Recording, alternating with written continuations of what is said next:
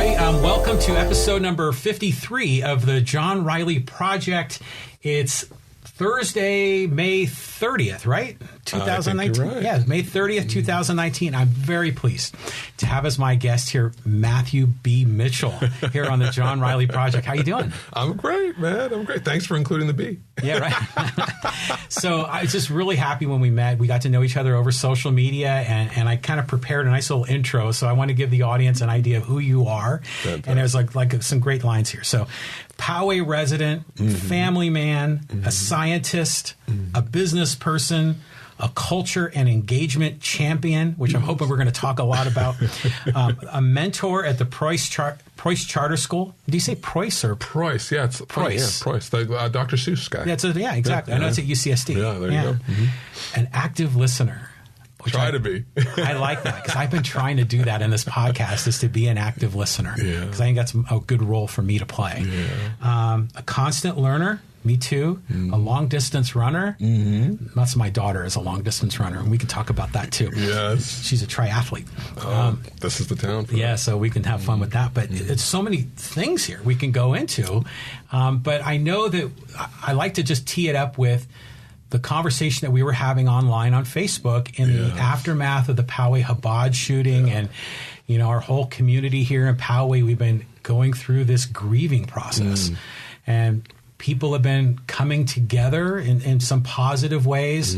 People have been saying, well, hey, wait a minute, we still have issues we need to fix, we need to address, and how do we address those? And that was part of the conversation at Facebook. And we were all sort of struggling how to get through that healing process. And I just thought that might be a great place for us to start, and we'll see where the conversation goes from there.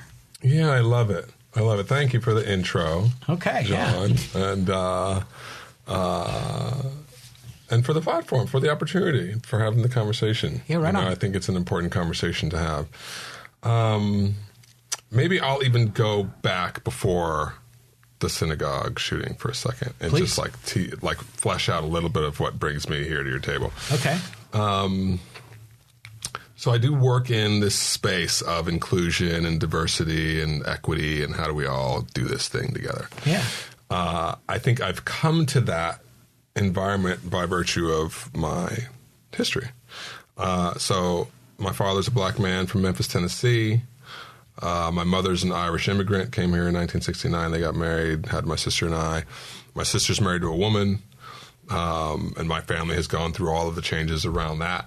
Wow. And I think, and I grew up kind of in the country as kind of a country mouse, I like to think, in Lompoc, California, Central Coast of California. Yeah. And have the benefit of all those perspectives, kind of a conservative environment growing up. It's like gun racks and Fords and Chevys, Yes, you it know, is. working in the fields. Yeah, it is. And then, you know, my dad's racial lens, my mother's immigrant and racial lens, and then, you know, my sister's experience has informed kind of my awareness as Right. I then step into Poway and where we are now. We moved here in August of last year. We live right kind of over in Stone Ridge. We were laughing. We would have that whole conversation about the golf course maybe at some point. But one of my large considerations, we've been here since 2002. I came to kind of pursue science and chemistry in 2002. But one of our major considerations was the fact that Poway is not the most diverse place in San Diego. It is not. Let's just be real, Yeah, right? it's not. And we had been in Mira Mesa for most of our time. And I really appreciated being able to walk into grocery stores where no one is speaking English and being able to look across counters where people, there's a gap in my cultural understanding and having my kids in those kinds of environments and really feeling enriched by those kinds of levels of awareness.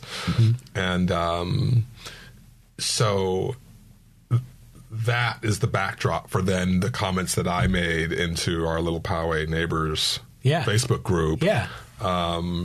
That I think, you know, I might not have been the most helpful. I really appreciate the fact that we're actually sitting here having this conversation, because I think you have created a lane to talk as Powegians about the stuff that goes on here. And this was a really kind of charged, obviously, topic. Poway becomes one in the long list in this country of, it's huge. You know, this kind of race-based violence.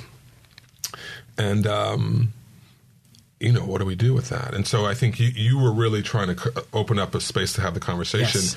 And I gave you a couple pokes and critiques around what I thought the value or lack of value that was around having kind of some of the Martin Luther King conversations and the Rodney King stuff. Yeah. And, but you were gracious enough to kind of listen and lean in to that. Mm-hmm. And so we find ourselves here now chatting about that. Right. What's true for me is that we in this country, and I think that this is some of what we've been talking about online, and people come at this from different angles, and it's tough. Race is like a challenging conversation to have, right? Very hard. Really hard. Yeah. We have some just painful history that hasn't really been, speaking of grief and healing, like I just don't know that we've really reconciled. No, we haven't. Or even really started to in a fundamental way. So, some of the initial chats were about, well, how are you turning the Chabad shooting into a race conversation? That was some of the initial kind of like, wait a minute, this is like a race baiting conversation. And where I was trying to drive the chat was, well, a lot of these occurrences are happening at the hands of angry white guys. A lot of the in the church, big gun, let's go shoot some people. Yeah. And that there was something perhaps worth exploring in that. And, the worlds that I come out of, so I usually have this conversation both in cultural context and in church context, right? So the church has a lot of kind of complicity historically, specifically kind of evangelical church. For sure. Yeah. Right. The Christian Knights of the Ku Klux Klan, all this kind of thing. Yeah, of course. And even beyond that, though, the papal decrees that came out of Rome at the time of colonialism to go out and conquer and take land and bodies on land became fraught with whiteness really early on.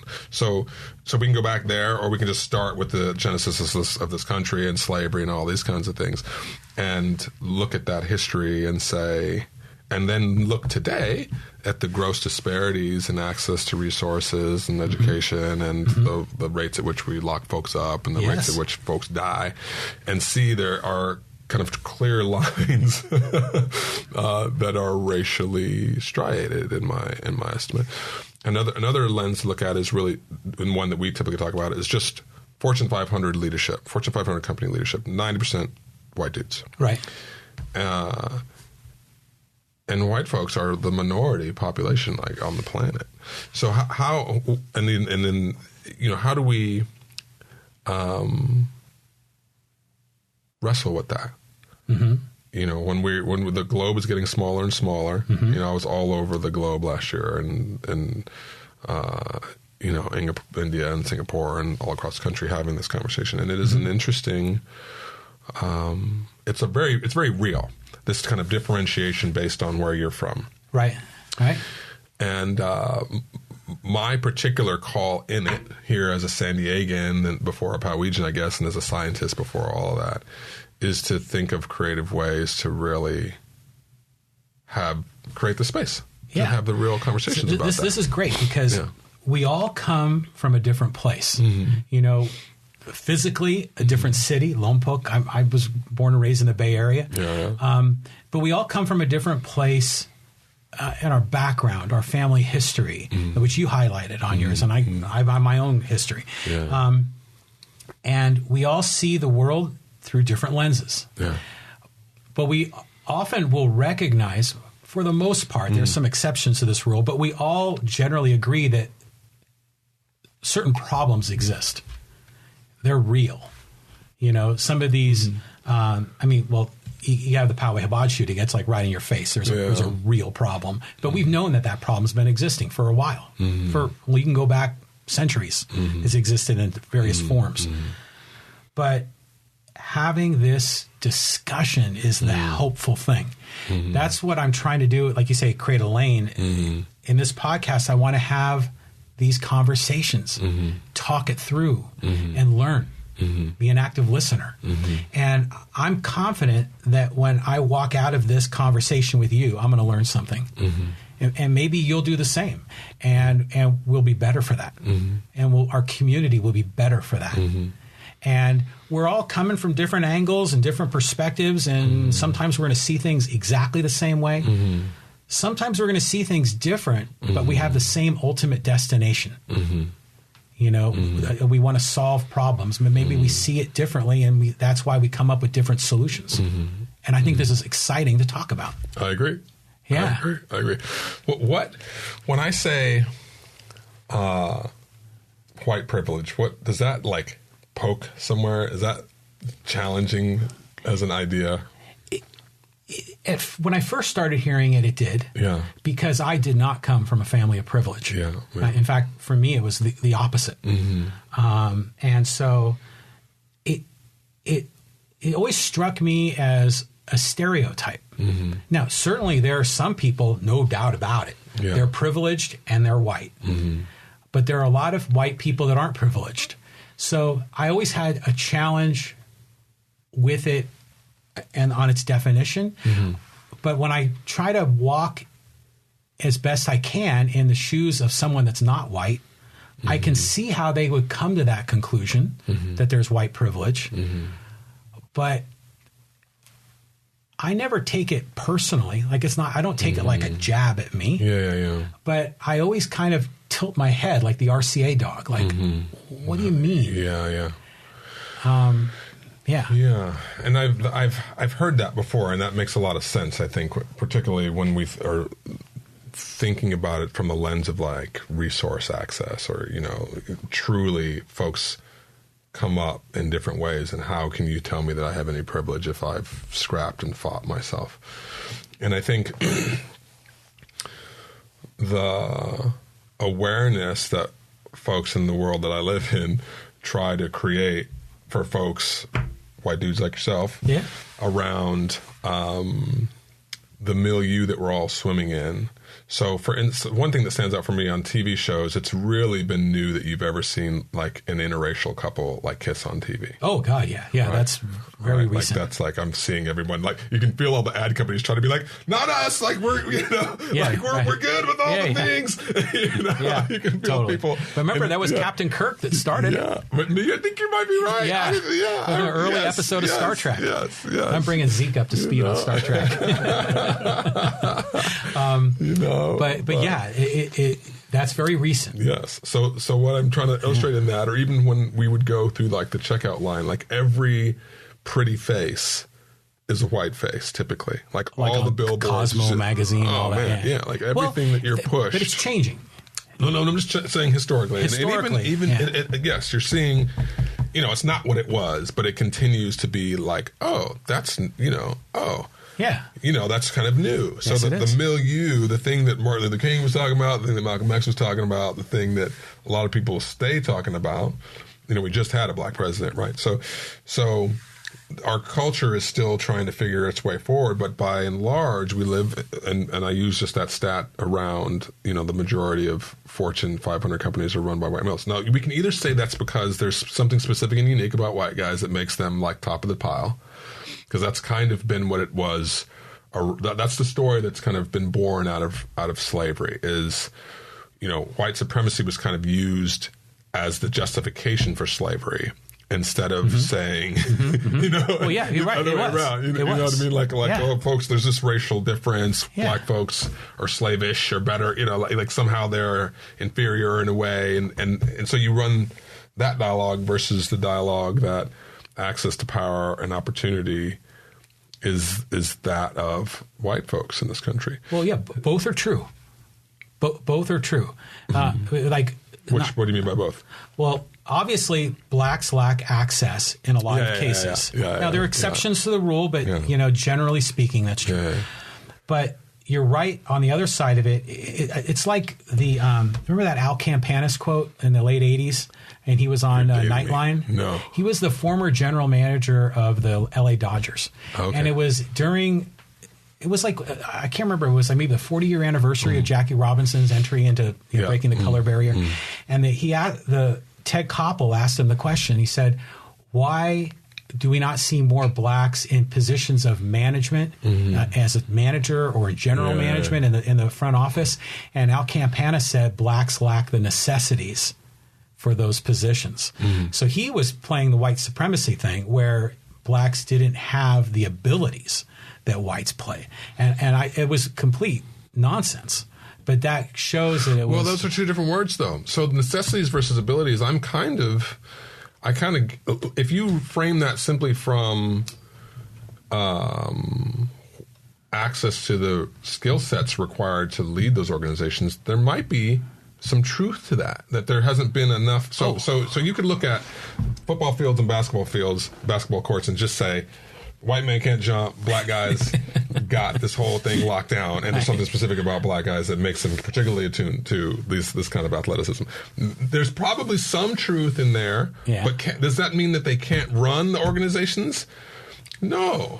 But you created particular pipelines out of these communities that either go into entertainment, sports, or prisons that I think is my biased perspective, perhaps, but I think this is what I believe, that don't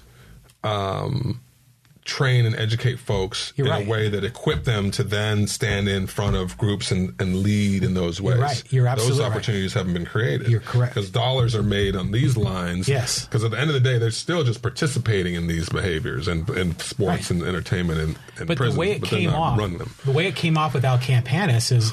They don't have what it takes. Yeah, it was like one race was superior to the other when it comes to management. Yeah, but on the ball field, hey, we love them. Yeah. That's how it came off. But you're right. I mean, in many cases, there are a lot of people that predominantly people of color, but even white folks in some cases are blocked access. You know, and a lot of it goes to education. A lot of it goes to criminal justice. You know, and it's serious. It's a big problem. Yeah. There's a guy, Brian Stevenson, who wrote a book called Just Mercy. He's a advocate kind of in the criminal justice system. He's a defense attorney, and he also actually created this huge lynching memorial. I think it's in Atlanta, maybe. He got money from Google and other places to start to do something that many other countries have done around truth and reconciliation. They've tried to pull it off in Canada. It's most famous probably in South Africa after apartheid.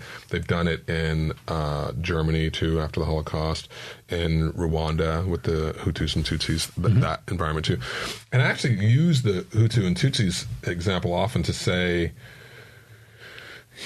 you know, what we're talking about, this resistance to difference, this kind of tribalism, this bias, is just deeply woven. You know, as a scientist, they'll tell you, you know, we've spent more time running around sub-Saharan Africa kind of in tribal mindsets than we have in this kind of modern age where we're trying to we don't actually have to fight hand to hand to survive anymore. But that's kind of a new thing. Yes, it is. Yes, it is. You know, so our brains are wired to quickly assess the millions of pieces of information and decide what's good or bad real quickly.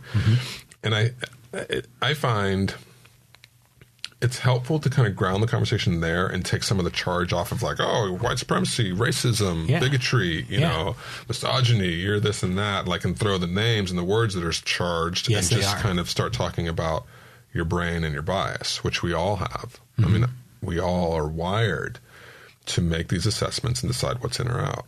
And so the work of consciously kind of reducing the distance between our ideas and reality is like, you know, the work we do to go to the gym, lose weight, you know, find a new job or whatever, you know, you build that muscle. That's my belief. So back to Brian Stevenson for a minute. So he wrote the book, Just Mercy. He created this lynching memorial, which is graphic, but so cathartic at the same time. So what he's done is he's gone around to the various documented sites of lynchings in this country and gathered like a jar of dirt. And so he has a wall of kind of these jars of dirt. He's then additionally, there's this monument of like hanging cement cinders. It's, you know, imagine a big grassy area, a kind of barn-like enclosure with no walls, and all you see are these like kind of rectangles of steel. I don't know if they're steel or cement, and they're just all hanging there, and they're all meant to commemorate the various, there's like 4,000 of them or something. But you come up on it. Whoa. And I haven't been there. I've just seen pictures. My friends have gone, and it's literally, you know, it's moving. Yeah. And the call or the offer he has, though, is then around in that square is a plaque that each city or municipality that is represented by a lynched person to be able to take that plaque and put it in their environment and commemorate, like, this happened here, we recognize it, and we're not going back here, as a way to kind of do that truth and reconciliation thing. There's a guy I follow, Richard Rohr. He's kind of a heretical Franciscan priest dude in New Mexico. I'm surprised they allow him to stay within the fold, because he speaks some really radical truths. But he says that there can be no consolation without confrontation. And I think we are all aware of this, even in our own relationships. Like my wife, I can't cozy all up if I've just totally ignored something she had to say that was important. Of course. Yeah. Right. So until we do that repair, until we have a moment of like, okay, my bad, I did that thing I do. Been there, I understand. What I mean? We all have, right? Yeah. And it just so makes so much sense, like relationally at the micro, that it's no wonder that we are still writhing in this kind of unprocessed, unconscious reality that, there are some folks in this the way that we've set our culture up benefits some folks and really does harm to some other folks in ways that are unconscious and we haven't fully kind of metabolized. I agree.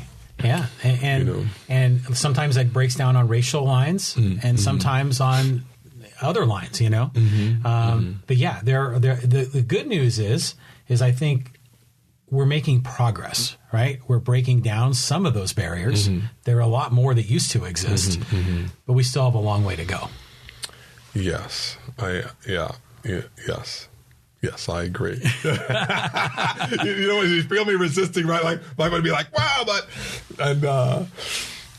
I agree. I mean, my folks came up in a time when there were still places where it was illegal to have interracial marriage. They were turned away in certain spots in LA from renting a spot or whatever because of just people's lack of comfort with that dynamic. But more and more, just by virtue of us all being in this together, you see people mixing and getting closer to one another and figuring it out. It's interesting. I want to tell this story.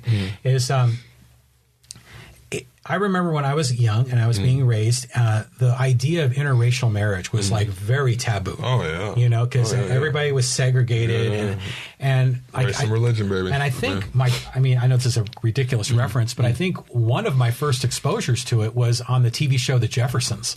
Oh, because remember there was an interracial couple. They didn't have children. Yeah. Yes, because we'd hate to infer that they were doing anything else on the show. Yeah, exactly.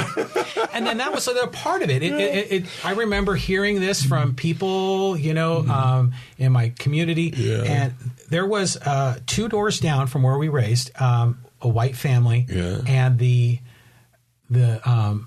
know it was a white daughter married a black man. And this is like in 1971 or something like that, which was like, whoa, but then they evolved to a point where they say, it's okay, but don't have children, that wouldn't be right. Yes. And then you're thinking, that doesn't make any sense. And now we're getting to the point where there's so much mixing of races that in some ways it breaks down the barriers. And then you see some of these supermodels on the cover of these magazines in the checkout. And a lot of times they're mixed race and they're the most beautiful people on the planet. It's incredible how it's shifted. I mean, I hear what you're saying. I do think that we have that progress has been made. There is more space for this conversation. Blackish, there's a show on I don't know what network it is, but Blackish was an interesting show that kind of shows some of that progression of nuance within even a black paradigm of kind of, I guess it's maybe upper middle class black stuff. Similar to the Cosby Show and that what it did for black folks to kind of highlight progress essentially in a different access. There was something that came up there though when you were talking about the neighbors and some of this progress. I think some people get prickly and get antibodies to what you just said because it's easier to kind of exoticize and go like, they're like this exotic other thing than it is to actually do the work. So it's one thing to say they're beautiful and like take a look at them as a thing, an interracial thing. You know? Yeah. Like, let me touch your hair and all this stuff. People have all these like feelings about like, don't touch me. I'm not an object for you to coddle and think I'm cute. You know what I mean? I'm a human being. So it feeds into some of that same lane. But yes, I think that, you know, we've made some moves, but you still have like the actors and everything, folks that won't show up to the Oscars or whatever because there's not, the awards are kind of disparate, or you know, you still have these you know, people walking into churches and doing crazy there's things. some people that haven't evolved completely, you know, and a lot of it due to their upbringing and the people that influence them when they're young. But just to be clear, when I made the reference to mixed race, I guess I use an exotic example, but what I was really trying to say is that it's normalized, you know, is to a large degree, where it's you see people of mixed race, and it's not just black and white; it's white and Asian, and you especially here in California, you see so much of it. When I was younger, it stood out. Sure. Now. Sure. It's just normal. So you and I have the benefit of saying that here on the left coast of California.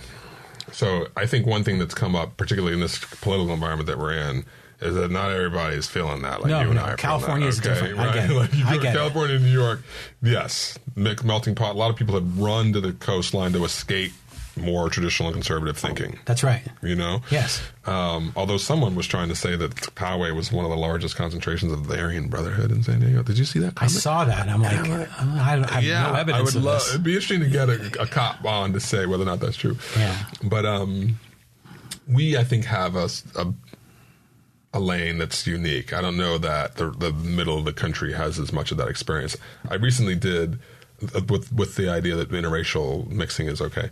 I did my 23andMe recently because, you know, black folks, you start with slavery, right? And sometimes that's hard. You know, it's hard. Like, I don't know. You know, where am I from? Where are my people? Africa's a continent. It's not a country. You know? So it was kind of cool to tease out. You know, I got the largest concentration of the sub-Saharan African part of me is Nigerian, and then it gets kind of like Congolese and Ghanaian and stuff, which is kind of cool. Yeah. You know, you're kind of like, oh, okay. But when I looked at that, they show you on 23andMe kind of a global map, and they put hotspots in terms of the places that your DNA comes from. My mother, you know, Irish immigrant from Ireland, it's like UK and Ireland, boom. It's like one spot on the map, you know, and then you do me and my children, and it's just like, it's like a white supremacist nightmare, you know, like, oh my goodness, this person, what's happening? You know, this human being. And I always had that. It's funny when I look back, even in my little town of Lompoc, every gal that I dated, their parents had an issue with the fact that I was not. Well, then this is in California, on the left coast. Exactly. So, but you know, this was maybe 20 years ago. This was in the 80s. In the 80s, yeah. It's still that was a long time ago. Yeah. So, you know, I know, and I think maybe it's my current.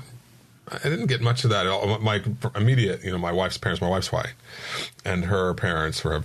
I've never heard. They're artists, which maybe biases them a little bit. Maybe they're a little more inclusive, but never heard of Pete. You know, that never came up ever. But that commentary around like the mongrelization of folks, you know, is we're tough. Making progress. But I mean, have you, on the topic of mixed race specifically, in recent times, like the last 5 years or so, have you encountered resistance of some form?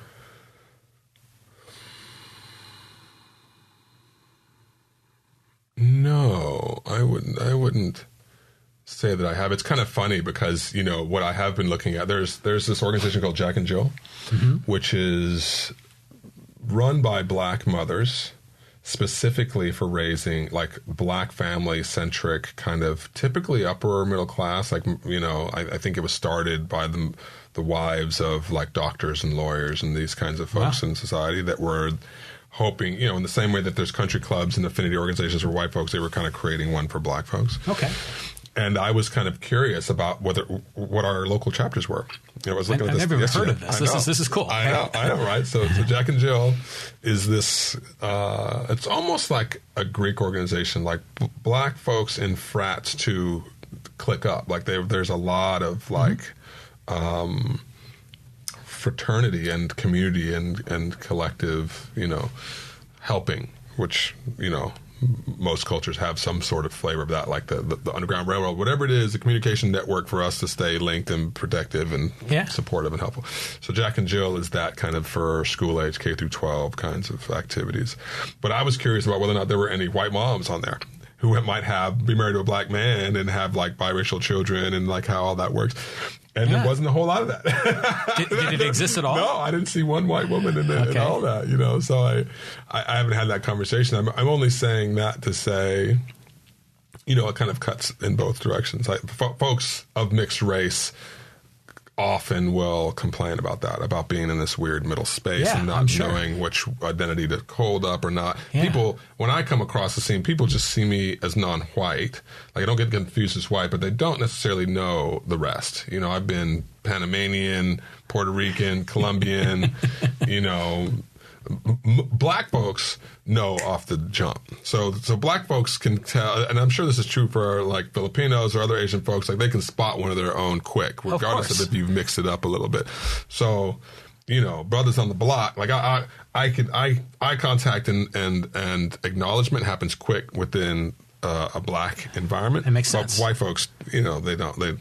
I'm kind of, there used to be a thing called passing. If you were light enough to kind of not attract attention as a person of African descent, like you could pass, right? And then you were afforded, you were in the house, or you were afforded other benefits because of your skin tone. So that kind of exists still. So I believe that. The darker you are, there was a lot of uproar around the OJ time when there was like darkening of his skin on some of those magazine covers and just a real demonization. Right. And so I'm real conscious of this in-between space that I'm in, my access, my own privilege on the spectrum of people of color, because of my, I can talk the talk, walk the walk. I got all the pedigree and the documents and the papers and everything. So I can sit here across from you in a way that maybe, Kanye might find different.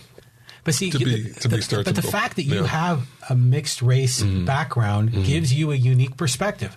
Oh, for sure. I love it. No, I embrace it today. You can see things differently. You can bring value. I mean, you can bring value into these conversations and open up eyes. And you can do it from a place of empathy with, I mean, I'm white, but you're part white, so there's a connection maybe, but you're also black and there's a connection there. So you have a nice opportunity to bring people together.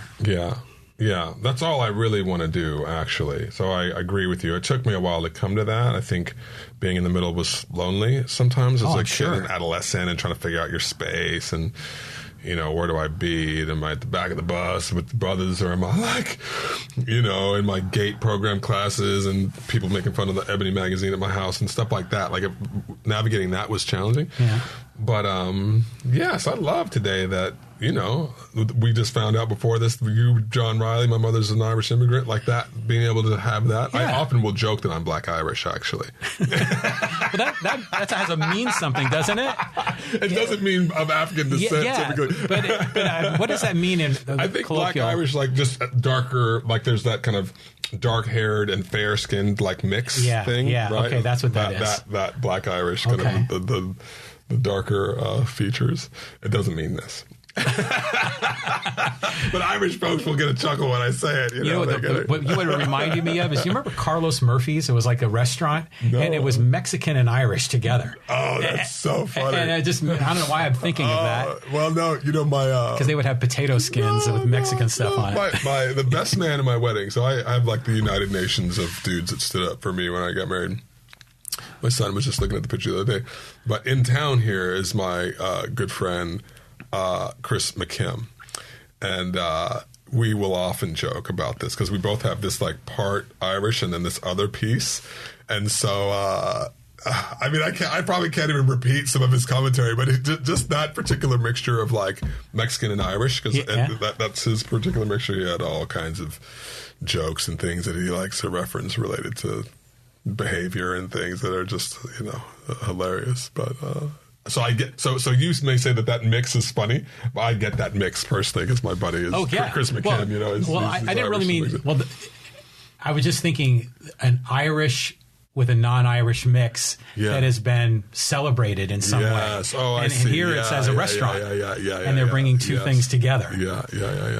It wasn't long ago that it was no dogs or Irish allowed. It's funny. It's been interesting to see our progress as a nation over time around what white actually is. So for a long time, Italians, Jews, Catholics, we weren't in the club. Right. And because it was WASP. Yeah, because it was super waspy. Yeah. So to your progress point, clearly we're making some considerations around that. But we have more to do. We do. We have more to do. I'm really this idea about Poway though, and what we might do, and the thing that I really get into is I think with the Me Too movement, with women and people of color, I think largely kind of raising their voices on the planet, that there's a unique opportunity for straight white dudes, but I think men in general, around how we use our privilege, our power, our agency, our access to resources to be more conscious and inclusive. Power in the hands of unconsciousness just turns into people, blowing things up and doing things that are crazy. Yeah. And I think, and one of the things that I get into is like men's rite of passage work. So, there used to be men's movements and like, promise keepers or like stuff like this, right? Like that, that sought to try to do some of that in response to the feminist movement in the like 60s and 70s. And there's something to this idea that for a long time, peoples on the planet would kind of take men through a rite of passage. Like cultures still do it around bat mitzvahs or, quinceañeras and stuff like this. But largely those are symbolic, I think, these days. But to the extent that you can bring someone that identifies as a man and is treated as such in the world through this like break point where they recognize the end of themselves and the beginning of something bigger, call it God, call it spirit, call it community, call it something that you're in service to beyond your limited, small, insufficient self. Because from that perspective, men are typically trying to bang and do that hyper-masculine thing. That if we can gift men with an awareness of their connectivity to the planet and to each other and to everybody, there's a certain expanded awareness and an ability to be of service instead of just on the take. We have an environment where we're engineered so often to consume and to go get. And a lot of masculinity is kind of wired that way. Like that's, get on that white horse and go slay that dragon. That's the expectation that we're all given.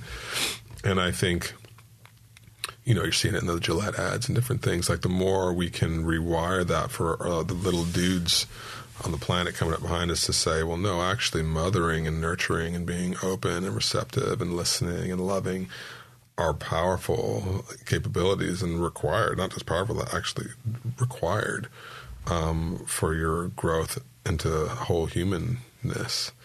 And I don't know, that's that particular place. And I think that's also what makes me empathize so much for guys like you, for like, from a male perspective, the messaging that we get to be strong, don't be emotive, don't communicate with anybody, have it all figured out, shut up and power through. Yeah.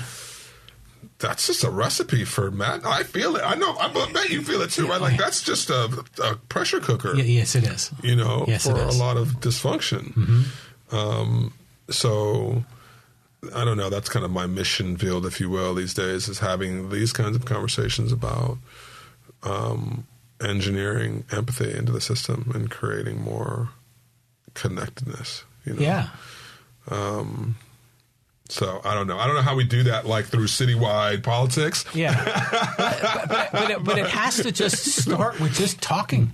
I think. Yes, I agree. Yeah. You know, and just getting to know people and learning, and active listening, right? Yeah. And I'm learning from you. Mm-hmm. I mean, already we were already talking about a number of things that are very interesting, and I think that's how we come together, rather than self-segregating into our little nooks. Yeah.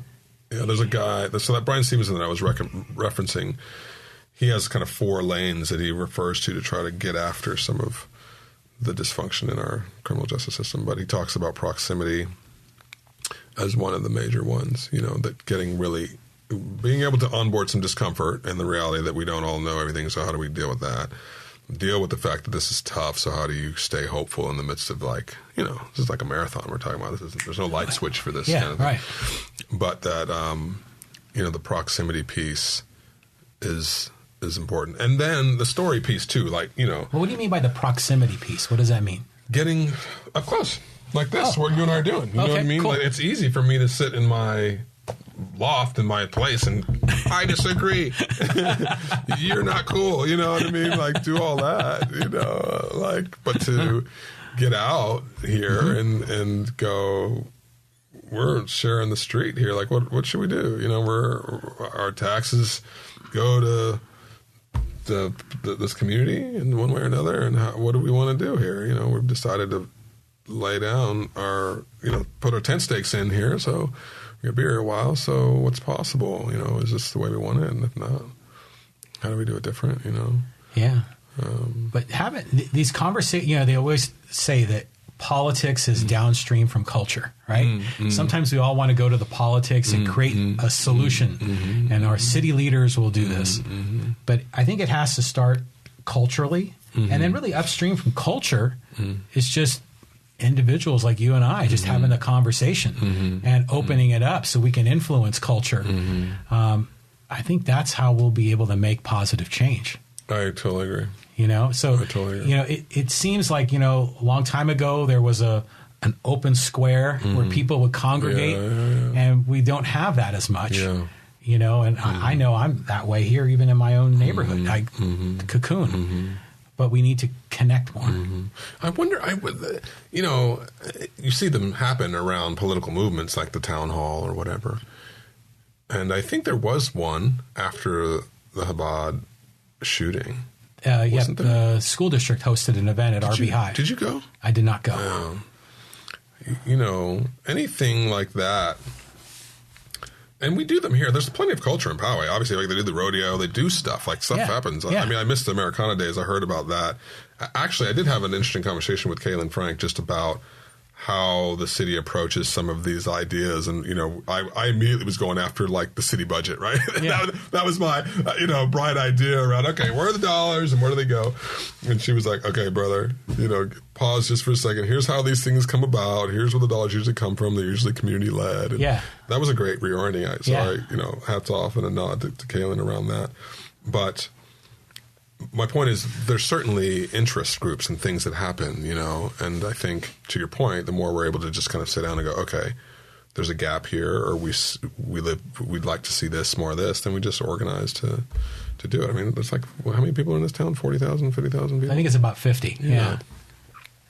That's totally doable to kind of, I think, you know, affect some change. It only takes a small group of committed people, you know. Well, you've been in Poway, you say, for like was it a year? In August, it'll be a year. Okay, so almost. So what has been your experience living in Poway? Man, I still feel new. It's very similar to where I grew up, so I'm used to kind of the city and the country vibe. Yeah. I love the trails. I like seeing the horse, like, crosswalk signs that are up high. Yeah.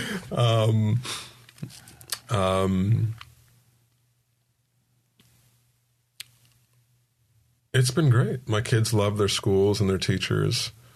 My neighbors are friendly and super. I mean, you know, people from around the block come over to see what's happening and how are you doing and welcome to the neighborhood. Grocers and the bank folks, and, you know, like so I guess some of that's been done in RB, but, you know, in Poway, it's been great. There was that one spot, the Corner Cafe. Oh yeah, with the Ks. Yeah, that has caused me when I drive past that. I kind of go. There's only missing 2. 1K. There's only 2. But they went out of business, didn't they? I think so. I was just looking them up. I think so. Yeah. So did Cully's. I think that someone was telling me. It's a shame. We've lost some restaurants in town. Oh really? Mm-hmm. I remember I went to the RB Poway football team game.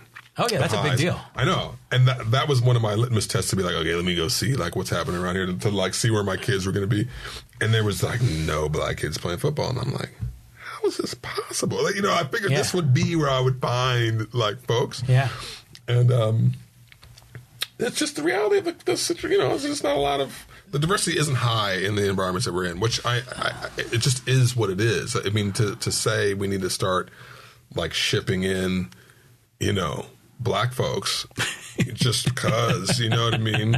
I don't know. I have that conversation often in churches too. Like, I don't know if that's, it feels a little contrived, right? But I think Poway is not as diverse as a lot of other places, even in San Diego County. Yeah. I think, I'm trying to remember the demographic profile, but definitely whites as a percentage of the population is greater than Poway than San Diego County as a whole. But I think so, yeah. I think there's 5 to 6% black folks in San Diego, and there's like 1.2% here. Yeah, that sounds about right. It's mainly like Hispanic folks. Yeah, and then the Asians, and the Asians changing a bit. Yeah. And there's definitely more that needs to be done, and you kind of wonder, does that happen through the evolution of, the cultural changes? Do you try to put policies together to make those changes? Good questions. And I think a lot of it goes to education. This is kind of my angle, is that Poway academically has a pretty good school district. Business, financial-wise, it's a train wreck in many ways. Yeah. But academically, it's pretty good. But there's a lot of people that are blocked access from coming into the school district. And I think in a lot of ways that's harmful. See, now you're in waters I'm totally ignorant to. So I'm not familiar with the traditional wranglings around. I mean, I know that Poway holds the school district up as kind of the crown jewel for why folks gravitate towards the environment. Yeah. But in terms of its access, resources, amenities, how it's funded, money going to the teachers versus the schools and all that, I honestly am ignorant to it.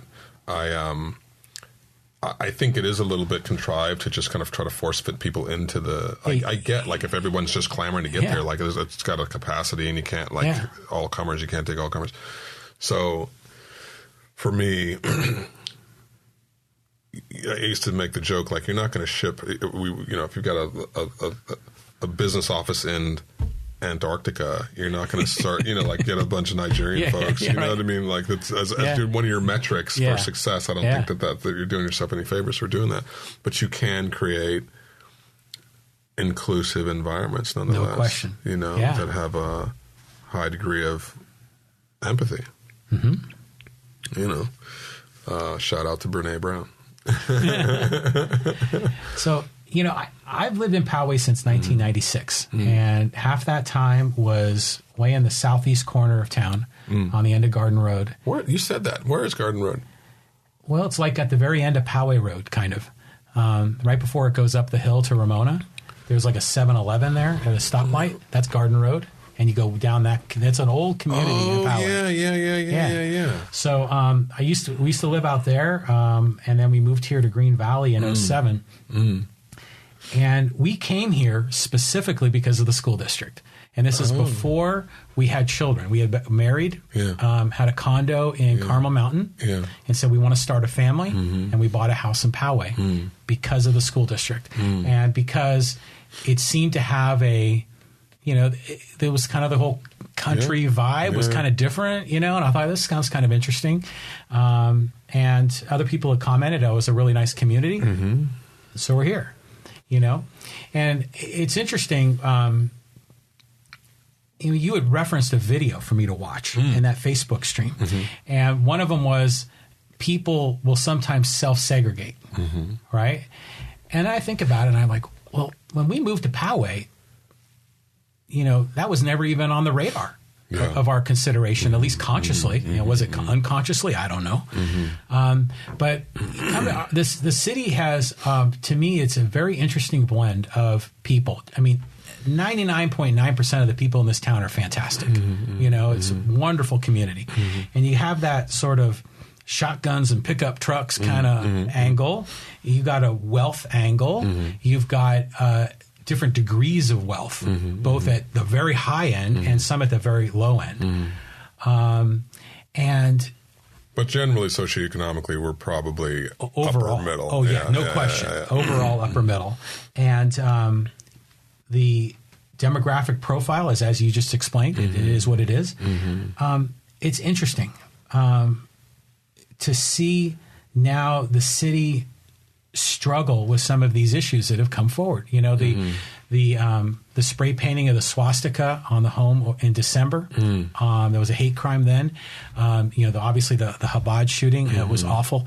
And I see parts of our city come together in a beautiful way and want to express love and togetherness, but then there's still some ugly truths that still exist that people tend to not want to see it. They want to pull the window curtain down. And they are isolated cases, but they still are real. And I don't think we've ever really addressed them properly. And I think the shooting was just so extreme. But let's set that one aside with the fullest respect. And there's some of lesser degree, like the swastika painting, and then there's been other sorts of hate speech that has been spray painted on school facilities, and sometimes you get a sense that the authorities get in there to kind of quickly cover it up. And rather than really talking it all the way through. And that's why I'm glad we're doing this. I cannot agree more with you. I think to use the kind of marriage and partnership analogy again, I'm going to continue to hurt my wife's feelings. Hopefully not as often as I used to, but there's blind spots in my behavior that are going to come up. Me right? too. Right? We can all raise our hand on that, and we do stupid stuff, foot in mouth, right? But if we have process for repair, I think we do ourselves a disservice if we're all, because we're all, we're in this kind of shiny tinsel Hollywood and exceptionalist environment where it's all about heroism and can-do-ativism. That's our kind of ethos is get it done and success and metrics and do.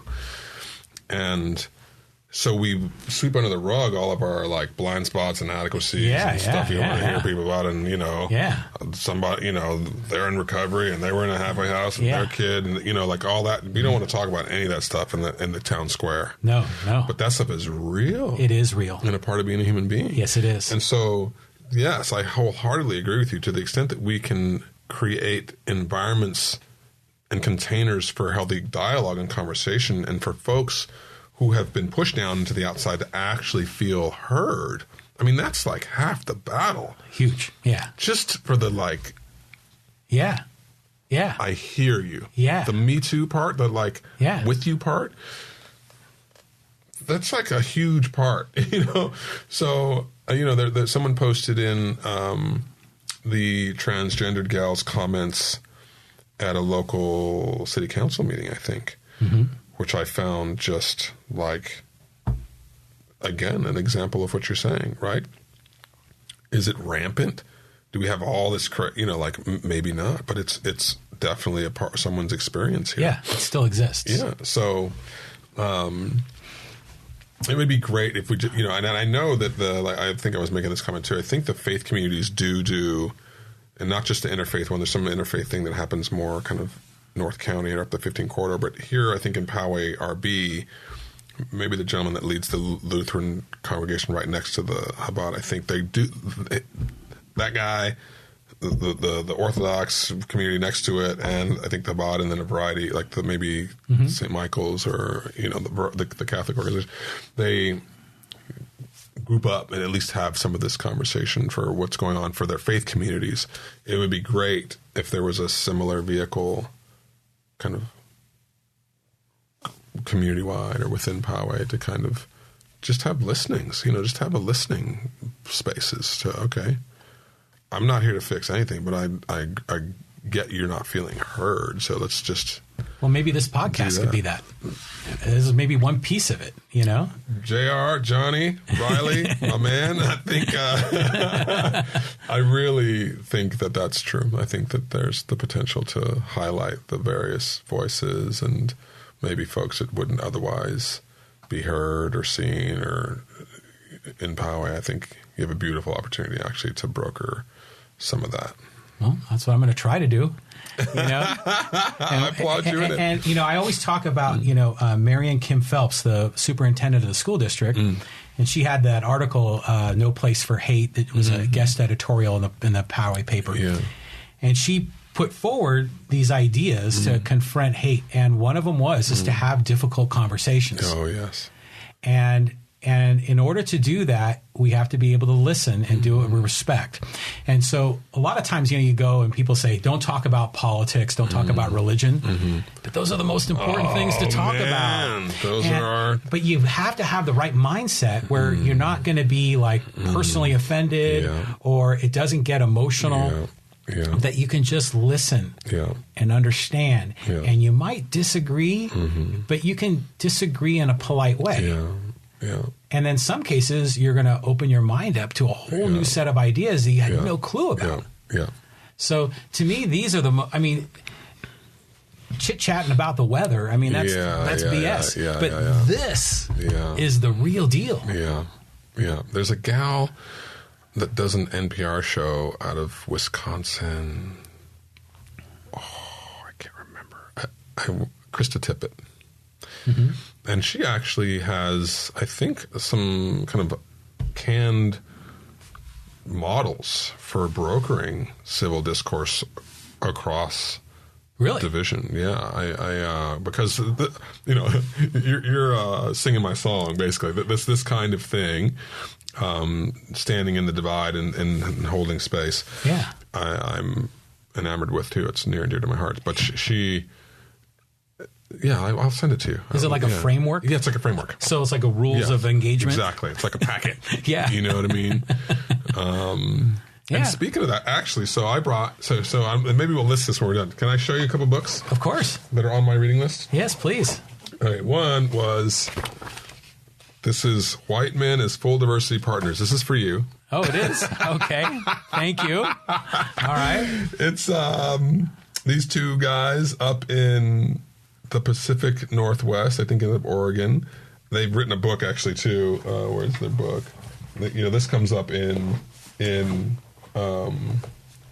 corporate context, right? For like, oftentimes the diversity and inclusion conversation is just had with like women and people of color. And so white guys will be on the outside of the conversation feeling like pariahs and targeted and like, how do I even, have the conversation with you all? I get there's a problem, but I don't know what to do with it. Yes. So these are two white guys that have created a lane for welcoming other white guys into the conversation and whatnot. So I just got this actually, and was flipping through this. This has a lot of great, just like, this will be eye-opening, I think, just for you as a if you want to step into these waters and continue to have this conversation. I'm all about listening and learning, and I'll explore, sure. That's for you. And then cool. that's the book. 4 Days to Change. 4 Days to Change. This was the white fragility. This one is triggering as all get out. Well, the title itself is triggering. I know. You're like, what white person wants to open this up? Like, screw you, lady.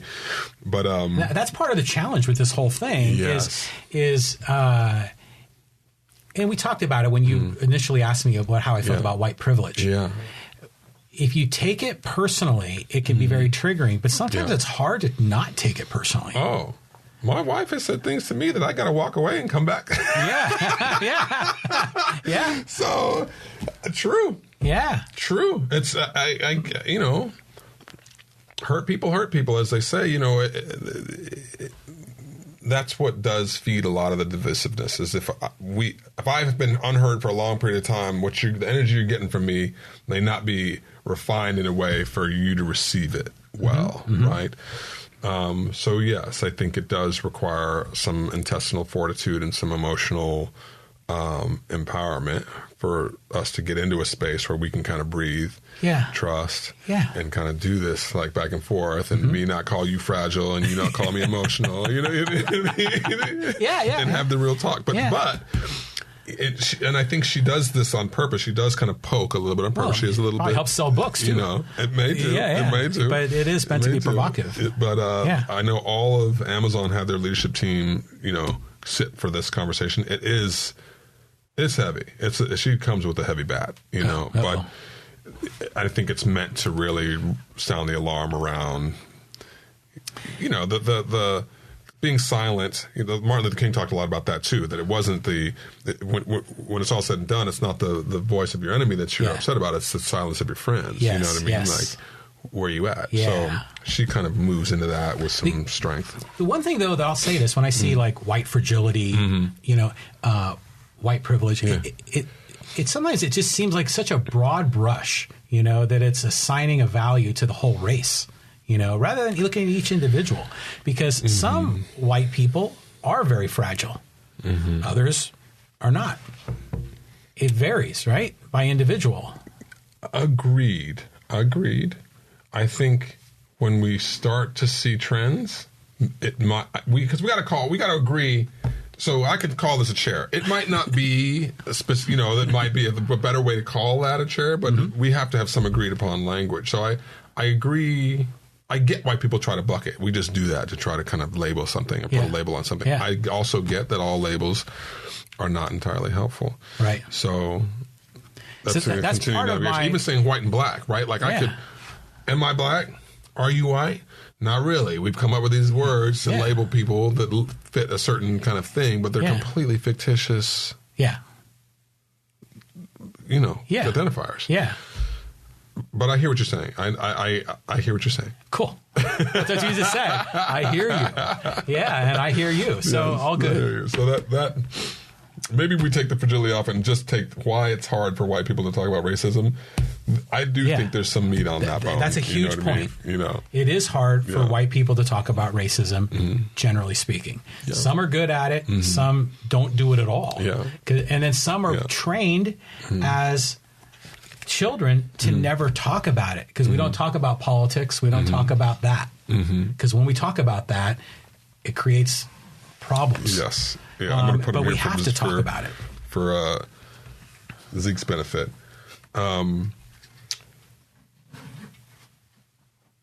Yes, I do think we have to talk about it. I always go back to this damn marriage analogy.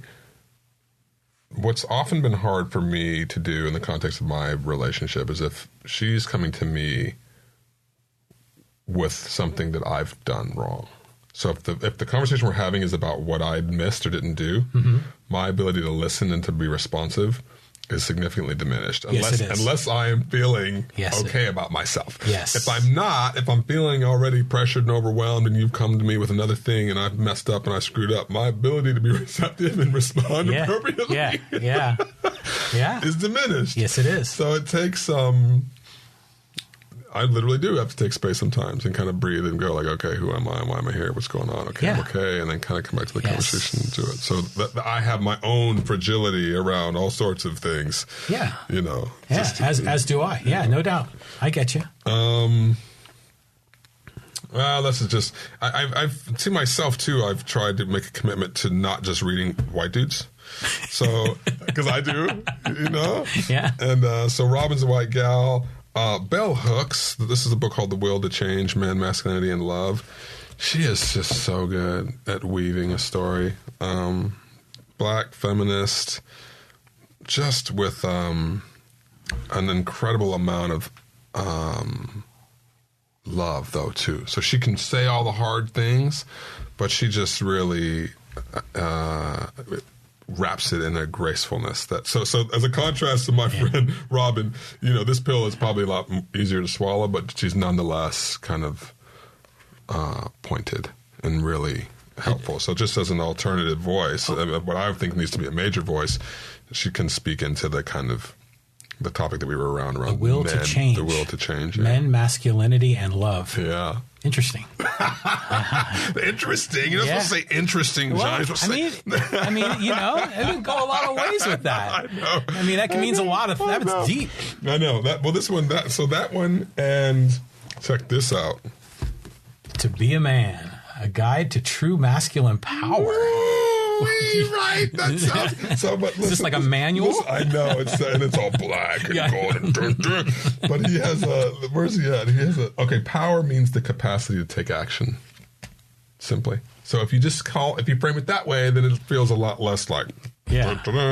But this guy, Robert Augustus Masters, he pulls no punches as well. He covers a lot of ground around kind of like rape culture and like masculine violence and aggression and like how to integrate all of these messages and things that you receive in culture and kind of be a more integrated man versus what we, versus just like Call of Duty. Interesting. All right, there's one, and then I got two more. You're a busy man here. I know. These are some of my favorites. This one, for any spiritual type people, this right here. So, The Christian Imagination, Theology, and the Origins of Race by Willie James Jennings. This is a very academic book. Okay, this guy is like a studied theologian. It's like a tome, but it really details kind of the beginning of colonialism and charts out white supremacy as it kind of moved with that. So the doctrine of discovery and just really thinking about how the church went and got land and territory. So a lot of churchy folks, use things in the Bible to justify their conquest and all the time. So he weaves then kind of the racial perspective in here and how once you took bodies off of land, before people had no concept of themselves separate of land or even land being like a piece of property, as an asset. Right. It was literally like home, you were woven to it. You were inextricably linked. So the idea that you would take me off of it and claim it was a thing. And so then once you had bodies removed from land and then bodies characterized by how they looked, it became a whole different organization of identity. Anyway, that might be a little too heady, but this book squashed my brain and made it. Well, I'm going to include links to all of these in the show notes. All right. So the people that listen and watch can check these books out. They'll get a window into my brain. They may be like, don't read this stuff. This guy's nuts. Lastly, this just came out from a local theologian, actually local kind of educator in the Episcopal Diocese. This is called Connected. So this is now I'm taking it out to the fringes. Is there an earth mind? So did you ever hear about the studies that were done? This guy has set up these, and you can see from the cover of it, there's like these little nodes. And so this dude, scientist guy, Princeton University, set up this kind of collection of these random data generating servers all around the world that would kind of respond to major events like 9/11 and different things. Like you would see blips like in this random number generator that were significant enough to not just be random. They were non-random events that felt like almost emotional responsiveness to things in the ether. Like when you'd have major world events, like really, the machines would respond. So. What is that getting after? This is probably just more speaking to my deep, deep, deep belief, like as a science person, in what I believe that matter can neither be created nor destroyed. It's like the second law of thermodynamics, our inextricable connection to one another, and that we're on a ball of dirt in outer space, literally linked atomically with one another. Like I'm breathing in air that you breathed out. Every atom in my body rotates every 7 minutes. Whatever they say, all those little funny things. We are materially connected. Yes. And I think there are implications to that that take us beyond our little tribal concerns and all these squabbles. I mean, we're here for a blink, man. Oh, yeah. And so the more we can integrate our understanding of our togetherness, this book, I haven't cracked it. I've just kind of gotten to the table of contents of the first chapter. But I'm really curious to see what he has to, from a science kind of data-driven way, start to get his arms around that connection. And, you know,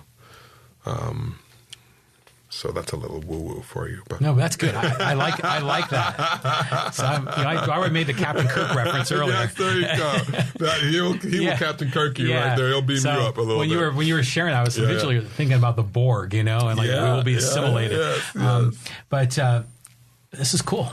Yeah, that's what's feeding my brain right now. Yeah, and I think this is important. So I'll include links to all these in the show notes. I imagine this is a paper, maybe not published. It's a white paper. No, I'll give you a link to that too. There's a link for that. It is published, so I can. Okay, so I'll include that as well. And I think for people that are listening or watching and they want to dig deeper, here's a couple of ways they can do that. For sure. All right. So just to wrap everything up. By the way, this conversation is just awesome. I'm loving this. What do you do when you're not reading all these books and thinking about all these heavy topics? I mean, what do you enjoy doing personally? Oh man, I'm a family guy. I think at the end of the day, I am conscious. I'm 44 as of May 1st, and I'm in that classic middle of my life season of kind of recognizing the preciousness of it all. Recognizing my own limitation, recognizing the gift of my little humans. I got a daughter and a son and my wife, and just really wanting to be as present and conscious to that situation as possible. And then be a light in the world. I really, this does get heavy quick and feel a little like, but it is kind of, it's oddly, soul food for me too. I believe in it a lot, so it's not as heavy as I think it can be for me. So I would love to, San Diego's home, biotech and science is home, and inclusion is home. So I'm gonna be here for a while talking about that. Right on. Well, I'm happy you live in Poway. Oh, brother, thank you. You haven't been here quite a year, but welcome to town, my friend. And I hope we get to know each other a lot better. Yes, likewise. We had a couple of little exchange on social media, meet in person here, but I'm really trying. I did a podcast earlier about breaking out of comfort zones, right? Oh. And so for me, I'm a recent empty nester. So my world has changed. Oh, yeah.